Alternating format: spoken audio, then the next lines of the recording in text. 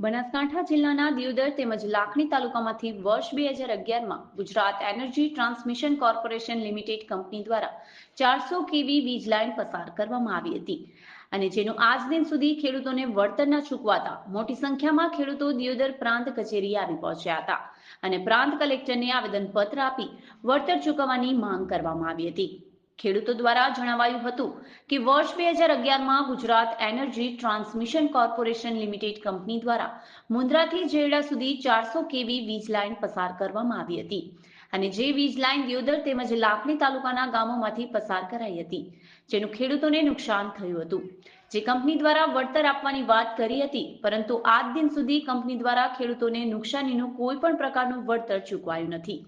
તો સાથે જ ખેડૂતોએ જણાવ્યું હતું કે વર્ષ 2011માં જે વીજ લાઇન પસાર કરવામાં આવી છે, જેનું 14 વર્ષ બાદ કંપની દ્વારા રિપેરિંગ કામ પણ હાથ ધરવામાં આવ્યું છે, જેને લઈ હાલ ખેડૂતોને ઊભા પાકમાં નુકસાન થઈ રહ્યું છે, જેથી ખેડૂતો દ્વારા દિયોદર પ્રાંત કલેક્ટરને આવેદનપત્ર આપી અગાઉ વીજ લાઇન નાખવામાં આવી હતી, જેનું વળતર બાકી છે, જે સહિત હાલમાં વીજ લાઇન રિપેરિંગ કરવામાં આવી રહી છે, જે નુકસાનીનું પણ વળતર આપવાની માંગ કરાઈ હતી।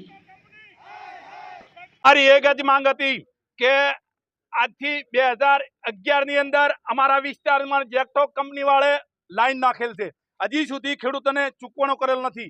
અમારી માંગણી છે કે તાત્કાલિક પાવર ગેટ પ્રમાણે અમને ચૂકવણો કરે, જેવી રીતે પાવર ગેટ ચૂકવણો કરતી હોય એવી રીતે અમને ચૂકવણો કરે અને અત્યારે આજની બેઠેલી કંપની જેટકો કંપની રિપેરિંગ કરવા આવેલી છે, આ રિપેરિંગ કામ તાત્કાલિક બંધ કરાવરાવે।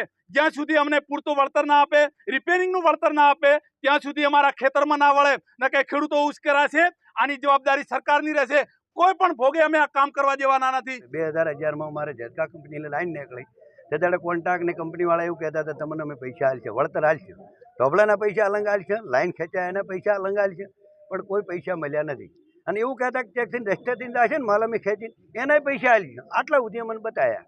ગોળીએ કોણ છોડ્યો એટલે અમે રાજી થઈ ગયા કે પૈસા આવી જાય, તમારા ખાતામાં પૈસા આવી જાય, હવે આવશે ઝાડકા કાપી નાખે એના કે પૈસા નોખા આવી, એટલે એ કોઈ રૂપિયો આવ્યો નથી। ફોર્મ ભરેલા સાહેબ પડી રહે તારે હાલ બતાવો, 10 લેબડા કાપી નાખ્યા છે કોયડો અને ધોબલા ઊભો કર્યો, હવે ધોબલાનું કશું આવ્યું નથી। તો અમને લાઇટનો પાવર વરસાદ કે ચોમાસું હોય ને ત્યાં નેસે હેડ એટલે પાવરની શોર્ટિંગ થાય છે એમ।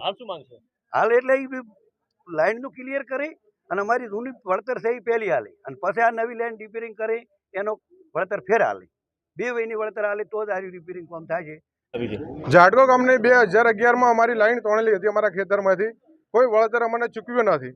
એને અમે માંગ કરી હતી સમય, પણ કોઈ વળતર આલી નહીં, છેતરપિંડી કરી છે ખેડૂતો હંગાત ને હાલે રિપેરિંગ કામ ચાલુ કર્યું છે, રિપેરિંગ કામ કરવા માંગતા નથી, બંધ કરતા નહીં। અમારો પાક ઊભો છે, બધું નુકસાન જાહેરું છે। હાલ તો બળ જબરપૂર્વક પોલીસ હંગાત આવે છે ખેડૂતોની અંદર, ખેડૂતોને પૂછવા રહેતા નહીં, ધોબલા ઉપર લાઈન ચાલુ હોય છે, કામકાજ ચાલુ કરે છે હીરા।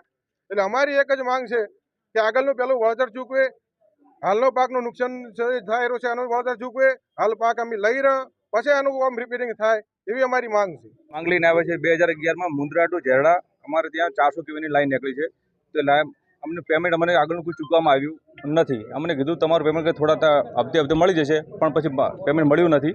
એટલે પછી અમે તારા કલેક્ટરશ્રીને માંગ લઈને આવ્યા છે કે અમને આગળ વળતર ચૂકવી ત્યાં સુધી અમારે કામમાં ખેતરમાં લાઈન રિપેરિંગ કરવા આવે નહીં, એ રિપેરિંગ કરશે પછી અને પેલું પેમેન્ટ ચૂકવે પછી લાઈન રિપેરિંગ કરે।